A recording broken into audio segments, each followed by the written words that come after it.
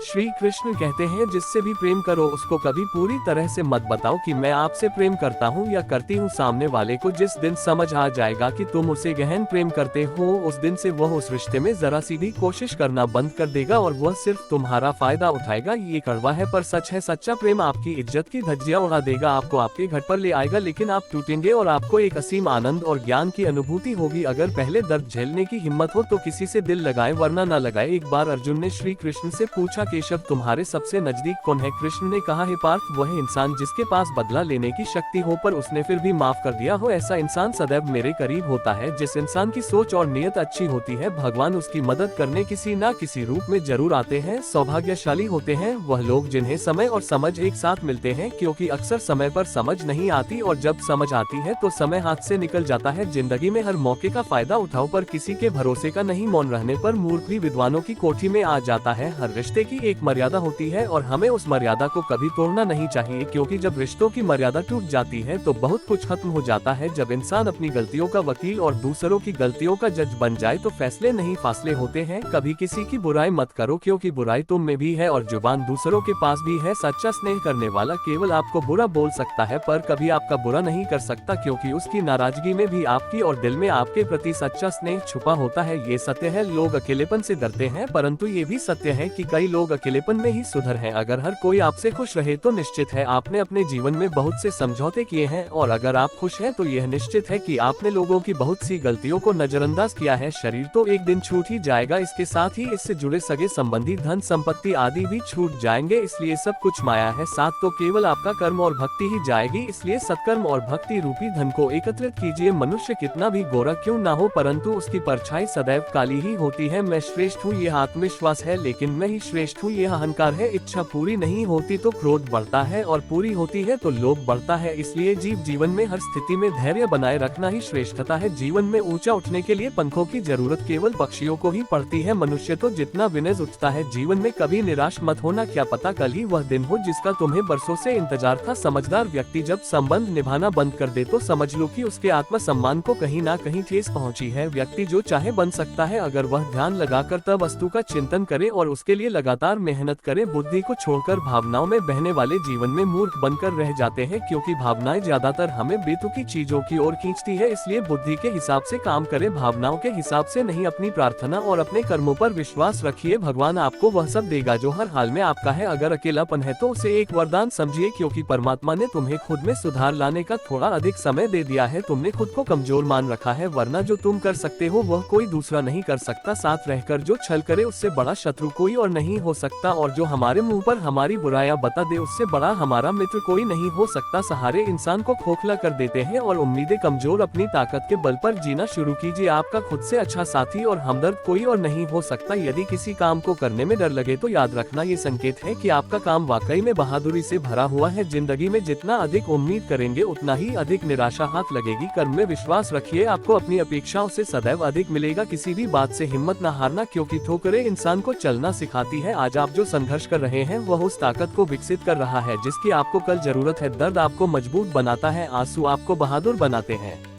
दिल की धड़कन आपको समझदार बनाती है। इसलिए बेहतर भविष्य के लिए अतीत को धन्यवाद दे। एक सामान्य व्यक्ति भगवान से यह प्रार्थना करता है कि मुझे समस्याएं मत दो, लेकिन एक महान व्यक्ति भगवान से यह प्रार्थना करता है कि मुझे समस्याओं का सामना करने के लिए शक्ति दो। 5 चीजों को अभी छोड़ दीजिए, सबको खुश करना, दूसरों से उम्मीद रखना, अपने भूतकाल में जिंदगी जीना, अपने आप को किसी से कम आंकना और बहुत ही ज्यादा सोचना। तभी आप बेहतर जिंदगी जी पाएंगे। जो लोग हमसे कहते हैं कि वो हमसे बहुत प्यार करते हैं, अक्सर वही लोग हमारा दिल दुखाने में कोई कसर नहीं छोड़ते। जिस इंसान पर हम सबसे ज्यादा भरोसा करते हैं वो हमसे झूठ बोलने से पहले एक बार भी नहीं सोचता। आजकल किसी के गुणों से ज्यादा रंग, रूप और कपड़ों को भी देखा जाता है, पर याद रखना रंग और कपड़े तो एक दिन धोखा दे जाते हैं। जिसमें गुण है वही हमेशा साथ निभाएंगे। जिस इंसान ने आपको एक बार धोखा दिया है उसे चाहे आप कितना भी माफ करो वह एक दिन आपको फिर से धोखा देगा, क्योंकि इंसान की सूरत तो बदल सकती है लेकिन सीरत कभी नहीं बदलती। जिस इंसान पर प्यार में हम सब कुछ लुटा देते हैं, बदले में सिर्फ प्यार देने तक कभी उसकी औकात नहीं होती। मदद लेने तो सब आ जाते हैं, लेकिन जब आपको मदद की जरूरत होती है तो मदद करने वाला कोई नहीं दिखता। कभी किसी और के लिए जीने का प्रयास मत करो, किसी और की दृष्टि में अच्छा बनने की चेष्टा मत करो। हम अकेले हैं, अकेले ही जाएंगे, हम जैसा कर्म करेंगे वैसा ही फल पाएंगे। जो बीत गया उसे भूल जाओ, जो कर रहे हो उस पर विश्वास रखो, जो होगा उसकी चिंता छोड़ दो। बस तुम्हें मात्र अपने कर्म करने हैं, पुरस्कृत करने का कार्य नियति का है। अच्छे कर्म अच्छे ही फल देते हैं। जो अपने परिवार से अत्यधिक जुड़ा है उसे भय और चिंता का सामना करना पड़ता है, क्योंकि सभी दुखों की जड़ लगाव है। इसलिए खुश रहने के लिए लगाव छोड़ देना चाहिए। वो जो हमारे चिंतन में रहता है वह करीब है, भले ही वास्तविकता में वह दूर क्यों न हो, लेकिन जो हमारे हृदय में नहीं है वह करीब होते हुए भी बहुत दूर है। जिसका ज्ञान बस किताबों तक सीमित है और जिसका धन दूसरों के कब्जे में है, वह जरूरत पड़ने पर ना अपना ज्ञान प्रयोग कर सकता है, ना ही धन। जो लोग परमात्मा तक पहुंचना चाहते हैं उन्हें वाणी, मन और इंद्रियों की पवित्रता और एक दयालु हृदय की आवश्यकता होती है। एक बार की बात है, एक गरीब लड़का छोटे मोटे सामान बेचकर अपने घर का खर्च और स्कूल का फीस जुटा आता था। वह बहुत मेहनती और ईमानदार था। हर रोज की तरह वह सामान बेचने गया और सामान बेचते बेचते थक गया। उसे भूख भी लग गई, इसलिए उसने सोचा कि अगला जो भी घर आएगा मैं वहाँ पर सामान के बदले पैसे नहीं बल्कि खाना मांग लूंगा, ताकि मेरा पेट भर जाए और मैं अच्छे से काम कर सकूं। ऐसा ही सोचकर वह अगले घर की तरफ बढ़ा और दरवाजा खटखटाया। दरवाजा खुला तो एक लड़की बाहर आई। यह उसे देखकर कुछ बोल ही नहीं पा रहा था कि उसे सामान के बदले पैसे नहीं बल्कि खाना चाहिए। वह इतना थक चुका था, उसके अंदर कुछ भी समझने की क्षमता नहीं थी। वह जल्दीबाजी में बोल पड़ा, मुझे पानी चाहिए। लड़की ने उसके चेहरे की तरफ देखा, वह काफी थका हुआ और परेशान लग रहा था। वह समझ गया कि इसे बहुत जोरों की भूख लगी है, इसलिए वह बिना बोले ही पानी के साथ खाना भी ले आई। लड़के ने खाना लिया और खाने लगा। खाना खाने के बाद उस लड़की से कहा, आपने मुझे खाना दिया, उसके बदले आप मेरे सामान में से जो चाहे ले सकते हैं। लड़की बोली, मुझे आपके सामान में से कुछ नहीं चाहिए। मैं आपकी हालत देखकर समझ गई थी कि आप थके हुए हैं, परेशान लग रहे हैं, इसलिए मैं आपके लिए पानी के साथ खाना भी लेकर आई। मेरी माँ कहती है हमेशा अच्छे कर्म करते रहना चाहिए, ईश्वर की भी यही इच्छा होती है। ऐसा कहकर लड़की ने दरवाजा बंद कर लिया। लड़का ने उसे धन्यवाद कहा और अपने घर की ओर चल दिया। समय बीतता गया और धीरे धीरे उस लड़के ने अपना स्कूल पूरा किया। अब वह कमाने में थोड़ा सक्षम हो गया, इसलिए उसने ये निश्चय किया कि वो डॉक्टर बनेगा। उसने एक अच्छे कॉलेज में एडमिशन लिया और काम के साथ साथ कॉलेज की फीस भी भरता गया। अब वह लड़का एक बहुत ही बड़ा डॉक्टर बन चुका था। बरसों बाद एक महिला उसके अस्पताल में भर्ती हुई, जिसकी हालात बहुत नाजुक थी। जब उस लड़के ने उसे देखा तो वह समझ गया, ये तो वही लड़की है जिसने मुझे बरसों पहले पानी के साथ खाना भी दिया था। अब डॉक्टर किसी भी कीमत पर उस लड़की को खोना नहीं चाहते थे, इसलिए उन्होंने अपने सीनियर